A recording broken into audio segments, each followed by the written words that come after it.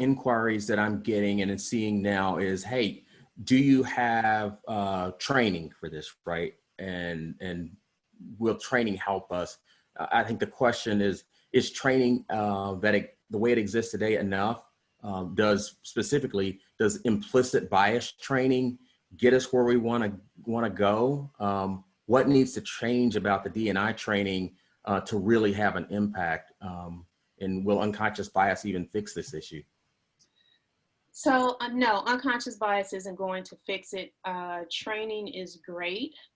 However, it can't be the one and only thing that you do. You can't do training just to check the box to say that we did an unconscious bias training, or we rolled out some other D&I related training.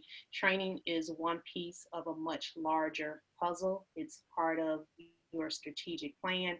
And so until you have all of those pieces in place, you probably aren't going to, again, see that long-term success that you're looking for. Okay, yeah, that makes, because there's a huge need for and a huge demand for that training and that unconscious bias training.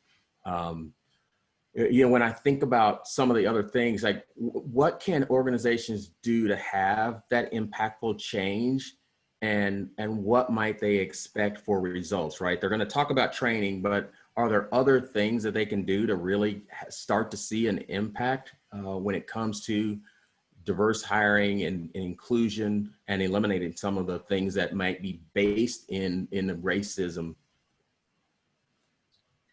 So other things that they can expect, um, our employees wanted to engage more with us. They wanted to have more employee resource groups. Our employee resource groups are fairly new. We started our Black at ThoughtWorks resource group maybe about 10 years ago, but we really didn't have another one formed until about 2 years ago.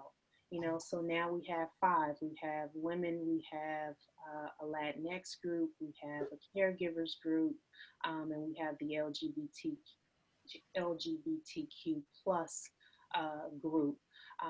We've also created D&I and engagement surveys, and that has been one of the most strategic things I think we could have done as an organization, because it gave us a lot of insight and feedback into areas that we hadn't thought about, but also it helps provide us the blueprint, so to speak, of the things that we need to tackle as an organization and what we need to put into place. So those are the types of things that you'll start to see as you start to go down your D&I journey and engage more with your employees about what they're looking for and what they need.